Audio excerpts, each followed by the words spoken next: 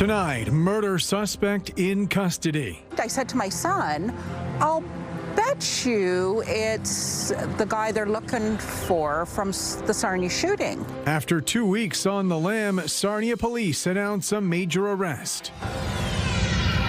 Plus, a demo job in St. Thomas. We were obviously very disturbed. Heritage concerns about the province's tear-down plan for the former psychiatric hospital buildings. And expect delays. The extended lane closures on Highbury now in place for the next 12 months.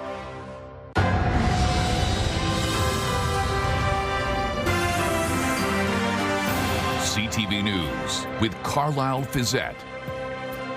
Good evening. Thanks for joining us. We got more information today from Sarnia Police after announcing a major arrest in London last night. They say their prime suspect in the fatal Lambton College shooting is now in custody, charged with second-degree murder. With more on the arrest, here's Brian Bicknell. A quiet evening became anything but in this northwest London neighborhood Monday. Around 6:20 p.m., London police descended on 65 Ranchwood Crescent, arresting 24-year-old Kiao Doe, the prime suspect in a fatal shooting in Sarnia. Maybe 3 drones in the air, skating around the area and stuff like that. Had the back street blocked off and stuff. There was a bulletproof SUV over here with like 5 guys, armed personnel, masks, helmets and stuff like that, huge guns. I heard them announcing the name, and I seen the guy walk out of the place, finally surrender. I said to my son, I'll bet you it's the guy they're looking for from the Sarnia shooting.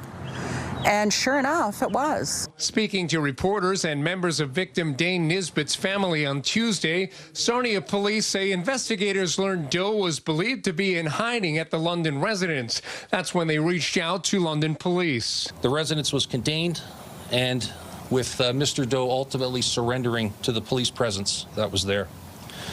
He was placed under arrest and turned over to the Sarnia Police Service for transport back here. The case goes back to April 10th when Sarnia police responded to Lambton College just before 1 a.m. after reports of shots being fired outside a campus bar. 20-year-old Dane Nisbet died in hospital of gunshot wounds, while 3 of his friends suffered non-life-threatening injuries.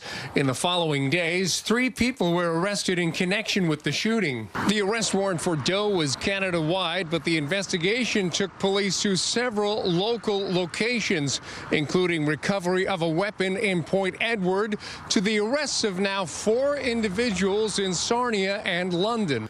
Also charged with second-degree murder is 23-year-old Odom Richard Bunn, who remains in custody, while 2 Sarnia residents are charged with various offenses, including accessory after the fact. Everybody else who was present, who are charged, are people who weren't directly involved in the shooting, but did participate in the escape and the movement of the firearm afterwards. Police also revealed the firearm investigators recovered from a hotel safe is a Glock 45 handgun. It had a magazine inserted with 30 rounds. The last transaction on record for the firearm is from 2022 in Georgia. This is an illegal firearm smuggled into our country that has been in circulation for the past 4 years. Police could not say whether a $50,000 Crime Stoppers reward led to Doe's arrest.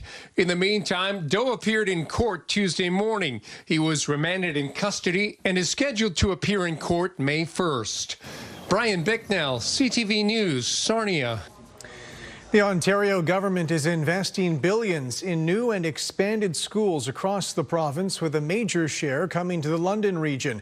The Education Minister made the announcement today in Kilworth, where he was also asked about changes to school board trustee positions. Rita Ismail reports.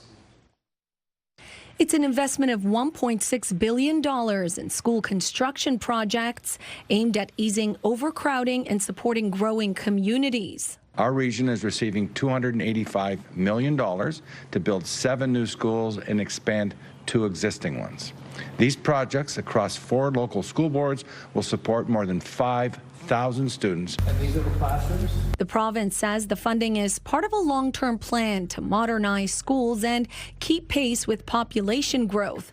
But as investments grow into new schools across the province, new legislation is shrinking school board oversight. The education minister saying today there are no plans to reinstate trustees to 8 boards that are currently under supervision, including the Thames Valley District School Board. I don't see across any of the supervised boards where boards are ready to be put back into the hands of trustees and away from supervisors. So when that time comes, they will return, but not before. If it takes me 1 year, 2 years, or 10 years, I'll take the time that's needed to put these boards back on track. In the meantime, TVDSB says they encourage families to use the Student and Family Support Office. If you have concerns, go to your classroom teacher, your child's teacher, go to the school principal and the superintendent. We worked really hard to respond to concerns as they come forward. Additional sweeping changes across Ontario's education system can be expected, including changing the title and role of the Director of Education to that of Chief Executive Officer. A very good model for ensuring that the board is run effectively, efficiently, and while at the same time focused on student achievement. Both the London Catholic and public boards will be impacted by the new changes. The biggest concern is obviously the denominational issues that we would have.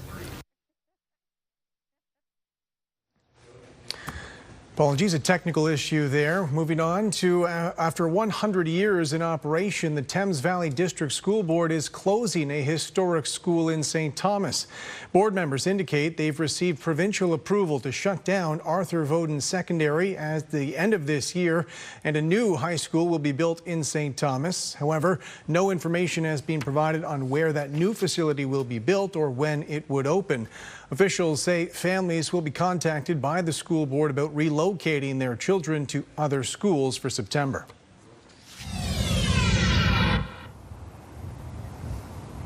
What a beautiful night to be live on location from Fanshawe Golf Course. It is a gorgeous evening on the green. So many people out enjoying perhaps a round after their day. We'll talk more about that coming up, but the sun is starting to shine out here. It's taken the better part of the day to get through that cloud cover and rain that came through earlier in the day after a cold front made the move across the region. The temperature on the hour 18 degrees as we head to Midwestern Ontario, a bit cooler in through Goderich and Mount Forest from 11 to 15 and 9 in Wyerton. As we head through the overnight, skies will be partly cloudy, but the rainfall has now moved well off to the east. I mentioned a cold front. This is a game changer for our forecast. The temperatures are set to drop as we head into the overnight, and then they're not going to recover too much tomorrow. Temperatures will be cool and below normal as we move through the rest of the week. We'll talk about the potential for a bit more rainfall coming our way tomorrow morning. Beautiful for the greens out here. I'll have all of your weather live on location from Fanshawe Golf Course and a look ahead to the weekend coming up in just a bit. Thanks very much, Julie. The provincial government has announced plans to demolish 22 historic buildings on the former St. Thomas Psychiatric Hospital lands. As Brent Lail reports, that's shocked many local heritage advocates who want those structures preserved. A shocking twist to the future of the St. Thomas Psychiatric Hospital lands. We were obviously very disturbed. A letter by Infrastructure Ontario indicates the plan to demolish the 22 buildings on the site. The $71 million plan to tear down the buildings in favor of housing was revealed by the province earlier this month. It stated the buildings are beyond their useful life and pose a health and safety risk. I believe the buildings are not able to be repurposed. They're nice buildings, I respect that, not being used. And we need people in homes. And it was costing us $1 million a year to keep up those lands. Heritage Central Elgin believes the buildings are structurally sound and could easily be adapted. There are certain developers who would love to get a hold of it and turn it into housing right away. Oh, we were in on a tour in January, and it's still an extremely strong building and highly easily adapted. The walls are extremely thick.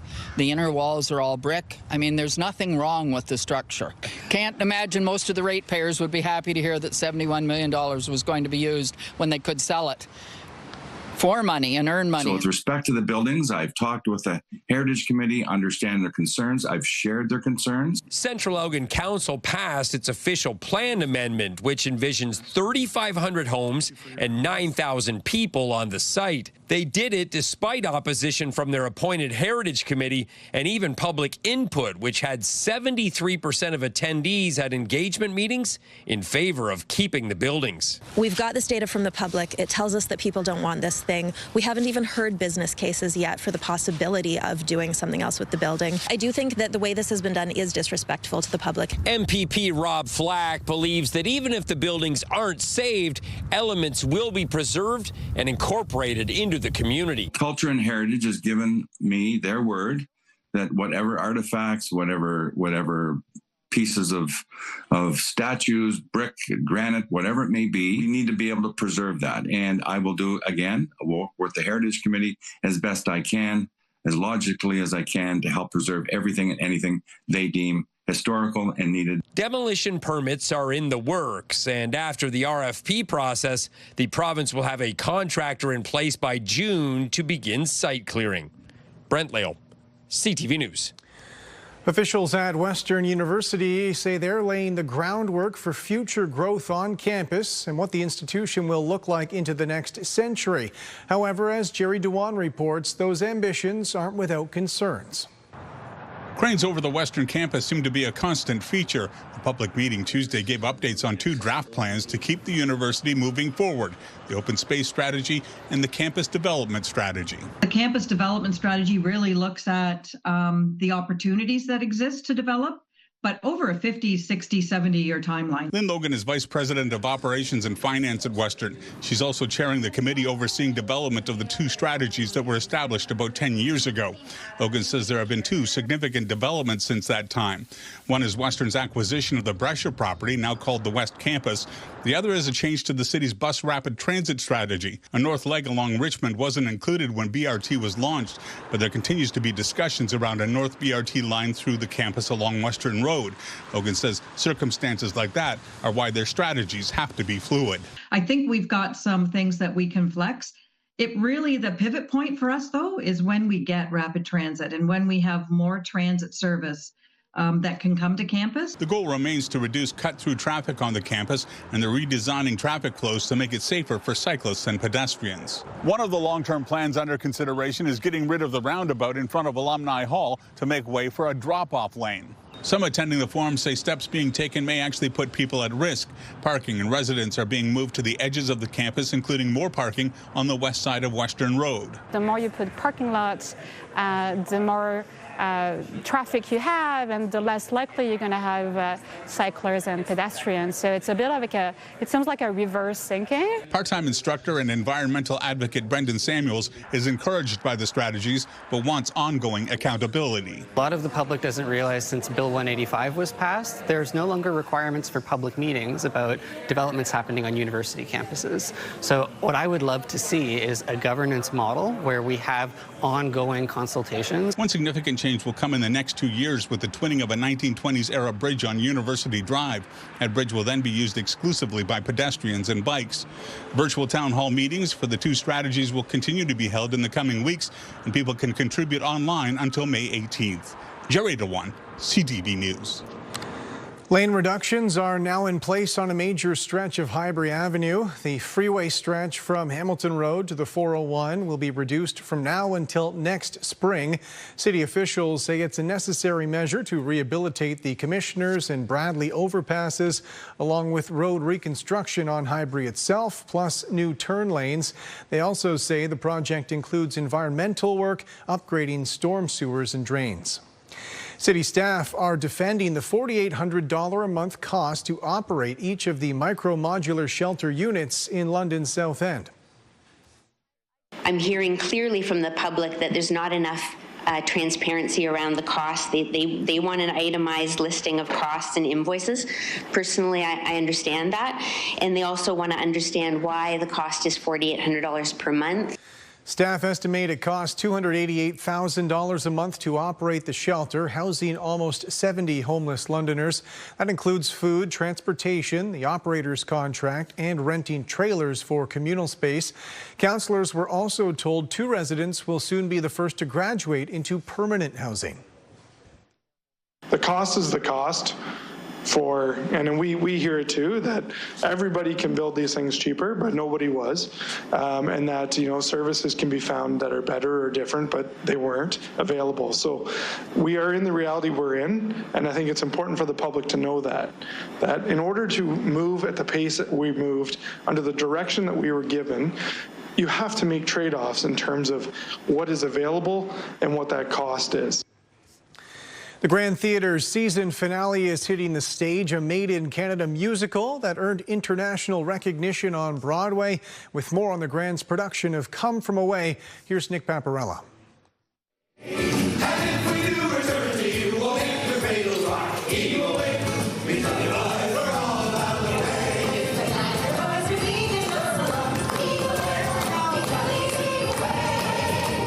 Come From Away has captivated audiences across North America. And now the story of how the community of Gander, Newfoundland gained international prominence has come to London. During 9/11, this Canadian story epitomizes the help your neighbor attitude as planes were diverted to the island and welcomed with open arms.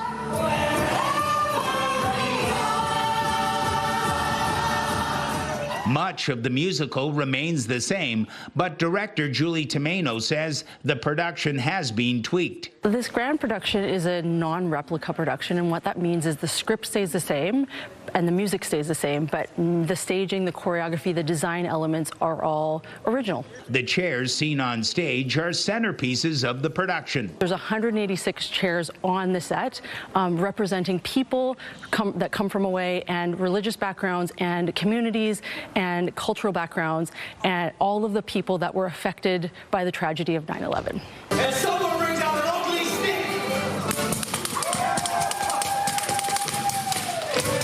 Sheldon Elter plays Officer Oz Fudge of the Gander Police. There's no kind of stars. That's what makes it special. There's no person who really is kind of stand out. It really is about the entire town coming together, all these beautiful people who, even though they're all individuals, all come together to help everybody out.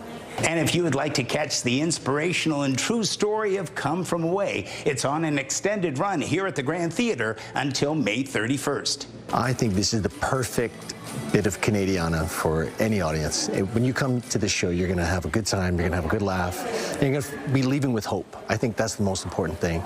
You know, watching people come together in a moment of crisis and tragedy and to help each other out just couldn't be any more Canadian. Nick Paparella, CTV News. All right, we are back, and we are at Fanshawe Golf Course. We are joined by Mike Vander Tuin, Supervisor of Sports and Recreation of the City of London. We're on the golf course tonight. It's beautiful. The sun's shining. Tell me a little bit about the start of the golf season. Well, we opened on April 1st, and as you know, the weather's been up and down, so it's given our staff some time to get things ready. We had a little bit of winter damage from some ice storms, so we had some tree damage that needed to be fixed, but our grounds crew's done an outstanding job, and our pro shop is ready, and as is the food and beverage department.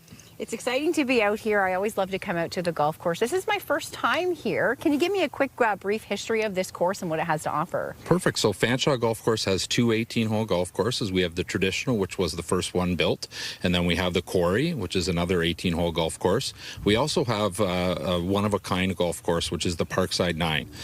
It's an executive 9-hole golf course that's free to the public. It's great for people that are learning how to play, and it's opened, just opened today, actually. And it's a fully accessible for people. It is. Wheelchairs can use it. They have some mats instead of tee boxes. Special Olympics uses it a couple times a week, so it's a very busy place. All right.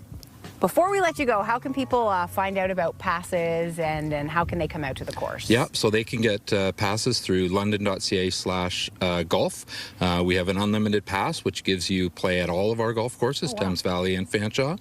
And we have a regular pass, which is a one-time reduced fee each time you come out. All right, well, that's fantastic. Thank you so much for joining us. And it's bound to be a fantastic golf season, of course. I know you're excited to be. Have you been out golfing? I've played a couple times, but I'm anxious to get out this weekend, hopefully. All right, well, hopefully I have some weather for you. I'll have all your local weather details live on location from this beautiful golf course here. And again, the greens are looking good from all that rain.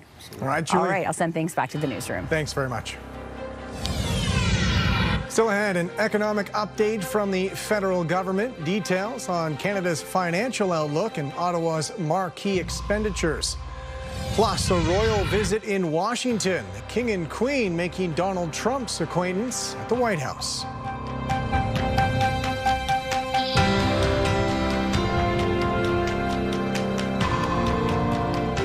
Download the CTV News app and stay on top of local stories as they unfold. We begin tonight with Ontario's latest. Customize your feed and watch live wherever you are. CTVLondon.ca, your home for news. Welcome back. The federal government provided an economic update today, 1 year after securing a minority share of Parliament. Mike Couture has more on this mini budget now that Mark Carney's Liberals hold a majority position. It's more than just an economic update, proposing $37.5 billion in new measures over 5 years. A part of that includes a new skills training program. The government hopes to recruit, train, and hire between 80 and 100,000 skilled tradespeople by 2031. The cost of the program is $5.9 billion. This means real pathways into skilled trades with paid training and on experience. It means more opportunities for employers to hire and train young workers.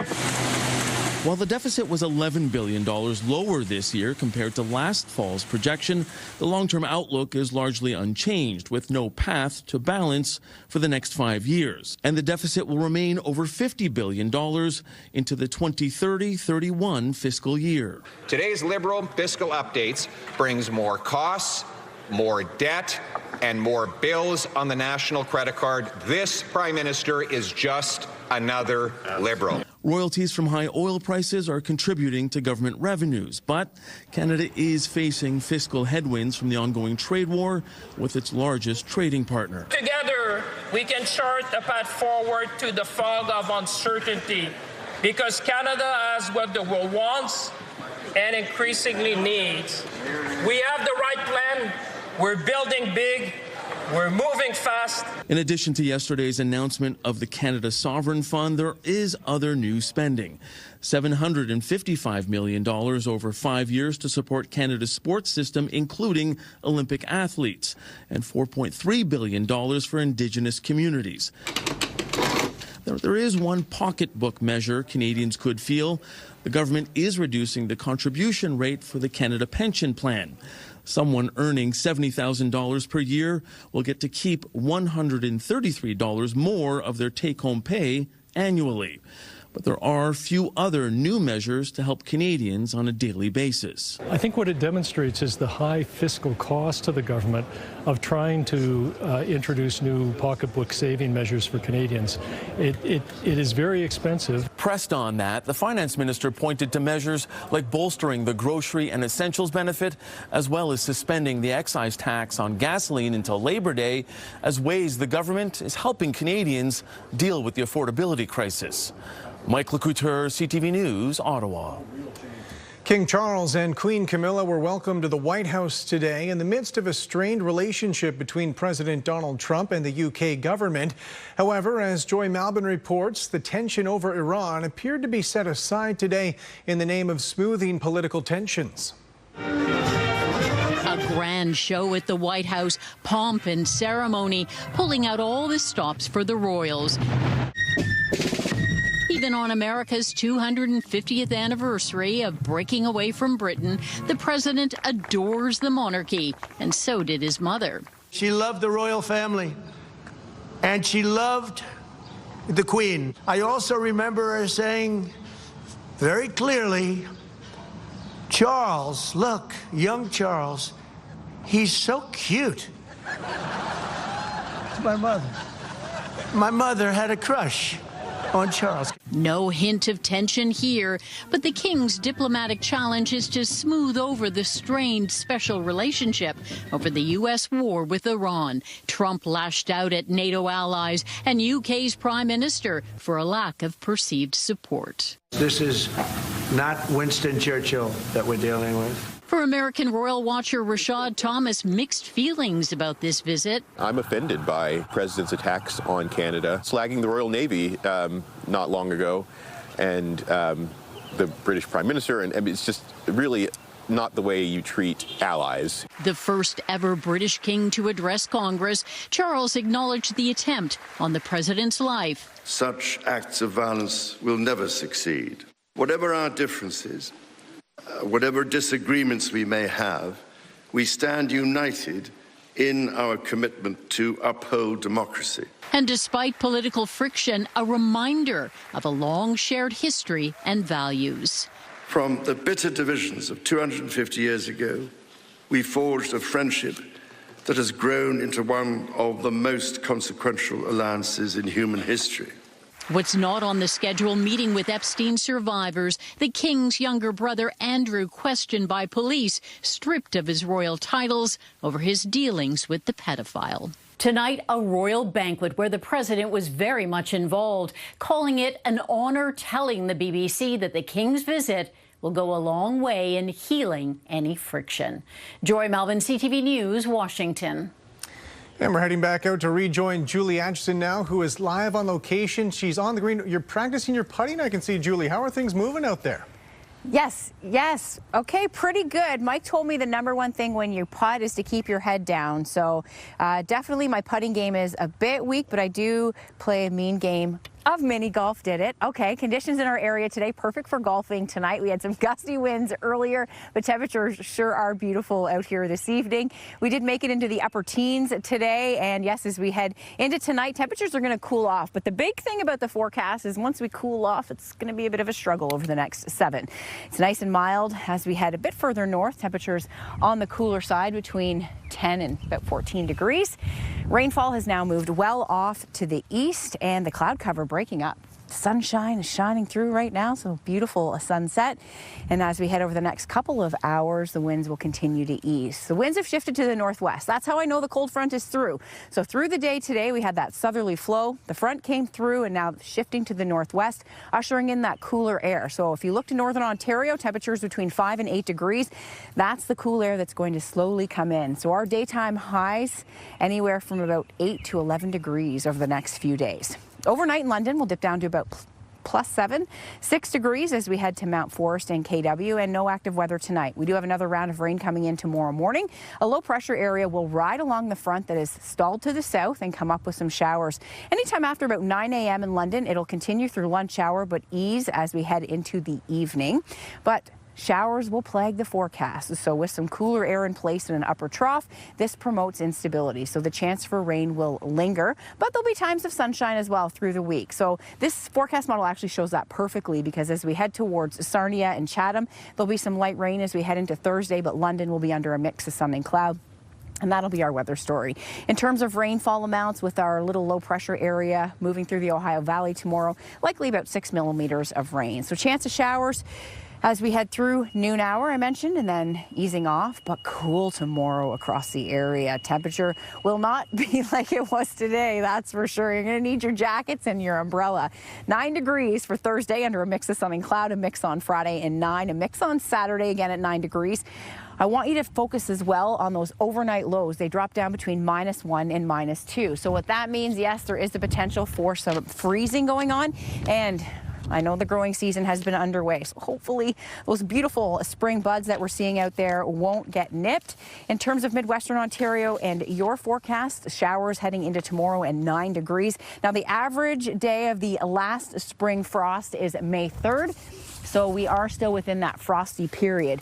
Now, conditions in Midwestern Ontario Thursday into Friday, a mix of sun and cloud both days and 8 degrees. Saturday, a mix and 7, and the chance for showers on Sunday.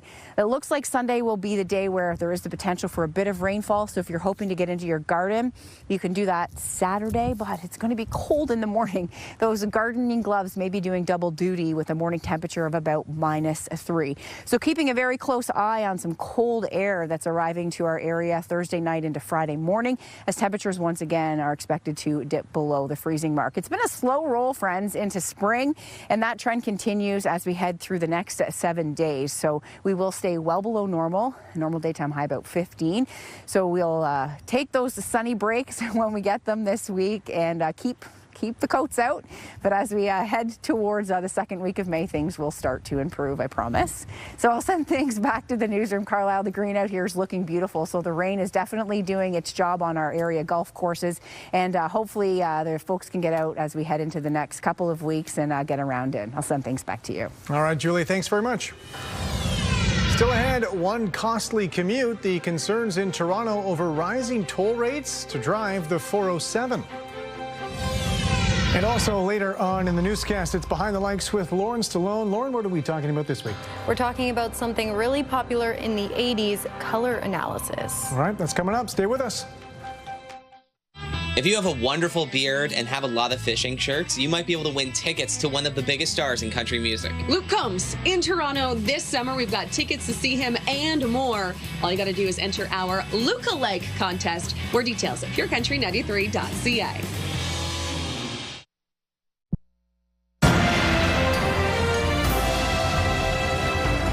Senior officials at Rogers Communications are offering voluntary buyouts to half their workforce, about 10,000 employees. According to a company spokesperson, it's about cost restructuring in response to business realities. They also indicate the governing body overseeing Rogers' pro sports teams, on-air talent, Sportsnet employees, and union workers will not be offered these buyouts. The 407 toll highway near Toronto recently raised its rates. At peak travel times, it can cost drivers as much as $1 per kilometre. As Pat Foran reports, one woman was surprised to find she was charged about $1,700 for 1 month's worth of trips. The rates are ridiculous. Tasha Coates drives from Georgetown to Richmond Hill Monday to Friday for work. She says her 407 bills used to be about $1,200 a month last year, but now they've jumped much higher. The price now for me to drive the 407 back and forth to work only is $1,700 a month. Coates says she's usually in traffic during morning and afternoon rush hours, when at times the toll price can be $1 per kilometre. It's $50 to work and $50 home, so I'm spending $100 a day traveling on the 407 to and from work. Coates says traffic congestion is so bad if she doesn't take the 407, she'll be on the road an additional 2 hours. To reduce costs, the 407 does have promotional offers drivers can sign up for. Coates save $540 on this bill and $961 on this one and over $1,000 on this one. A spokesperson for 407 ETR told CTV News, each month over 1.5 million customers receive a driving offer, and these discounts are an important factor in the overall bill. This customer is a great example. She's been enrolled in various promotions for 9 of the last 13 months and received savings of almost 65% on her toll charges. Even though Coates has used the promotional offers and saved money, she still believes the cost of using the 407 is too high and says when the promo offers end, her bill will return to about $1,700 a month. I would love my bill to get decreased, and I would love that for the rest of Ontarians. The Ontario government did remove tolls from the provincially owned eastern section of the 407 last June from Pickering to Clarington, which has saved drivers money. Coates says those using the western section of the toll road could also use some relief. And a lot of people will not drive on the 407 because of the exorbitant cost. It's frustrating. Pat Foran, CTV News. Honda has announced a recall for nearly 40,000 minivans in Canada, reporting unexpected airbag deployments. A notice posted through Transport Canada shows certain Odyssey vehicle models from 2018 to 2022 are affected by the recall. According to Honda officials, a software issue is causing airbags to deploy unexpectedly, which could cause injury. They also owners of affected vehicles will be notified by mail. Canada's main stock index was weighed down by losses in the basic materials sector. The TSX fell 234 points. In New York, the Dow lost 26. The Nasdaq dropped 223. The Canadian dollar is down more than 1/3 of a cent. On commodity markets, gold lost more than $85 an ounce. Oil gained at $3.56 a barrel. Still ahead, Chatham-Kent's waste-to-energy project pitched as a moneymaker, but creating pushback. Welcome back. London police say they're looking for a suspect after a stabbing attack downtown last night. They say officers were called to the Dundas and William area just before 6:30 p.m. According to police, one man has serious but non-life-threatening injuries. They don't believe he knew the person who attacked him. The suspect is described as a white man who is wearing all black and riding a mountain bike. Provincial police say one of their officers was killed in a motorcycle crash on the 401 east of Toronto yesterday. He was living his best life as a police officer, a very proud member of our Golden Helmets, the Precision Motorcycle Team, a skilled motor officer, and doing an incredible job. According to OPP, the officer was pronounced dead at the scene and there was no other vehicle involved. OPP leadership have identified him as Sergeant Brandon Malcolm, who was on duty riding east on the 401 toward Toronto at the time of the crash. Chatham-Kent Council is moving forward with a multi-million-dollar waste-to-energy project. It's been pitched as a long-term revenue generator for the community, but there's pushback amid concerns members of the public weren't given enough of a voice before the vote. Chris Campbell reports. The waste energy project is fantastic for our community. Chatham-Kent Council has given the green light to move forward with a waste-to-energy project that supporters say could transform how the municipality handles wastewater and generate new revenue. Mayor Darren Caniff says the project with Greenfield Global positions the community for the future. This is an exciting opportunity for Chatham-Kent. It makes a statement that we're open for business, that public-private partnerships, in my mind, are the way to move forward. The municipality is expected to invest about $16 million to the $137 million project, with projections of more than $120 million in returns over 30 years. Caniff says the approval comes with conditions designed to reduce financial risk, including securing contracts and revenue streams before moving ahead. But not everyone is convinced the project should have been approved yet. Ward 6 councillor Allison Story pushed to delay the vote. For me, the biggest concern is the lack of public consultation. Our tax dollars will be part of this proposal for literally decades. And that, to me, has to mean that the public, the taxpayer, has to be part of that conversation. Story says residents weren't given enough opportunity to engage directly with experts before council made its decision. These are dollars that could be used to address our housing crisis. During Monday night's meeting, delegations highlighted both potential benefits and concerns. Supporters pointed to economic and agricultural gains, including support for the local ethanol industry. While it is still in the very early stages, and while there are still a number of questions and even details to work out, it is the position of the Chatham-Kent Agricultural Advisory Committee that we unanimously support this project as it has been presented. But others urged council to slow down. Former MPP Rick Nichols telling council, we need to go slow to go fast. Pun intended, haste makes waste. Despite the debate, council ultimately voted to move forward, with several conditions still needing to be met before the project can fully proceed. Construction on the new facility is expected to start in the spring of 2027. Chris Campbell, CTV News.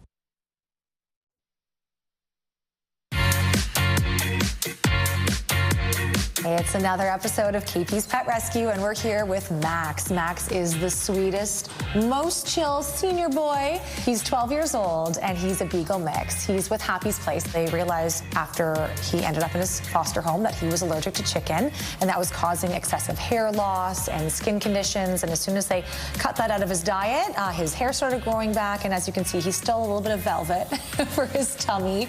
Max is looking for a forever home that'll just give him lots of love, just lots of hangs. He doesn't need a lot of walks. Like, he's pretty chill, as you can tell. He just wants to live out his golden years in style with a family who really loves him. So if you would like to have a sweet addition to your home, check out happysplace.ca. Follow them on socials. And again, he is the sweetest boy that'll make any family just so happy. If you're interested in adopting, visit happysplace.ca for more information. The spring blooms are out, and they are absolutely gorgeous. Thank you to Kenny Cushman for sending this photograph in. Temperatures are set to take a dive as we head through the rest of the week. We'll fall below normal. We have some showers in the forecast Wednesday, but some peaks of sunshine as we push through the rest of the week. Temperatures will average below normal right through the weekend. A man accused of plotting an attack on one of Taylor Swift's European concerts 2 years ago pleaded guilty today just as his trial was getting underway. Austrian authorities canceled 3 of Swift's performances in August 2024 after the plan was thwarted. Several charges were laid, including terror offenses. The suspect's attorney says he pleaded guilty because he now regrets the plan. Federal authorities in Washington have charged the White House Correspondents' Dinner shooting suspect with 3 offenses, including attempted presidential assassination. 31-year-old Cole Thomas Allen made his first court appearance yesterday. In addition to the assassination charge, he faces multiple weapons-related offenses. He made no formal response to the allegations against him during the brief court appearance. Officials in the United Arab Emirates say they're pulling out of the oil exporting group OPEC and the wider OPEC Plus effective May 1st. The UAE is the world's 8th largest oil producer. Industry analysts have pointed out relations between the UAE and neighboring Saudi Arabia are growing increasingly strained. The Saudis operate as the OPEC's de facto leaders. In a statement, UAE officials say the decision reflects their long-term strategic and economic vision and their evolving energy profile. In recent years, OPEC's influence has weakened as the United States increased its own crude oil production. And on the other side of the break, it's Behind the Lights with Lauren Stallone. Julie has made her way back with us as well. Now, we're going to be talking about these, Lauren, and I think I can say we want less of this and more of what you're holding, because this is about transitioning colors and seasons. And this is spring, which feels right when I look at it. What do you guys think? Julie, that's what we want to see, right? Absolutely. I like the greens and the yellows, and definitely. We're going to get more into that coming up on the other side of the break. Stay with us. London's top stories. We have breaking news tonight out of Ottawa. The latest in the breaking news alerts. I'm tracking an area of severe weather. It'll start. And watch live. A development now to a story from City Hall we brought you. Download the CTV News app.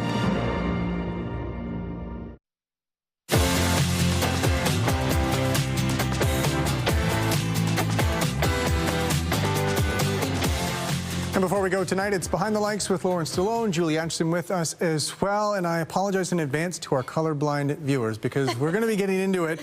I know some people who this might just look like a big blur in terms of colors, but there is a very specific trend going on right now, and it has to do with these. Well, these are all different seasons. If you can kind of tell, the colors look very different. And basically what it is a color analysis. So this was really popular in the 80s, but it's having this new resurgence because of social media, where users are going to professionals and figuring out what season they are, winter, spring, summer, or autumn. And it's really interesting to see the changes depending on the color. People are so determined to figure out what season they are that they are even going to places like Home Depot, standing in front of the paint aisles and trying to see what works best. Sometimes the wall gets in the way, it happens. So it's really interesting, and it's cool to see these trends that were popular so long ago now come back. All right, and for more on this, we're joined by Darcy Wilson, who is a color analyst, to dive deeper into this, because I'll be honest, at this point, I'm not entirely sure what we're even doing just yet, so I'm hoping you guys are here to fill me in. Yeah, so Darcy, why don't you tell us a little bit more about what we're uncovering when we do a color analysis? Absolutely. Color analysis is a personalized process that we use to determine somebody's best colors based on their unique features. So their skin, their hair, their eyes. And people find that when they're wearing their best colors, they can start to feel a little bit more comfortable in their own skin, as it's enhancing what's naturally beautiful about them. So your skin might become a little bit healthier, your hair a little shinier, and your eyes a little bit clearer, so that you're just able to gain a little bit more confidence and feel like the best version of yourself every day. Dare I say look good, feel good? Yes, yes. Right. I was going to say, I remember my mom doing this actually in the 80s, so seeing this kind of come back around is really interesting to me, but it makes sense because you'll see someone that looks absolutely beautiful in a certain color and then everything about them is shining, right?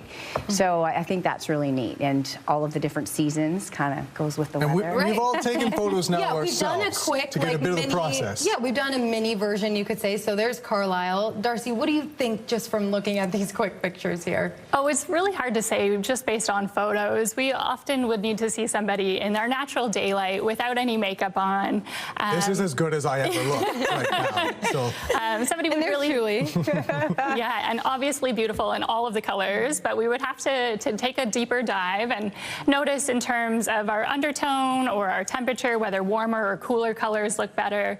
We would also want to see in terms of the value or depth if we're looking for lighter or darker colors, and then of course the intensity in terms of brighter or maybe more softer muted colors. So quite a few things to look for. So we actually did that together. I came to your studio here in London and we discovered what color I am. So can you talk a little bit about what you found and what you discovered? Yes, absolutely. So I had the pleasure of having Lauren into the studio yesterday, where we discovered that she is a true spring.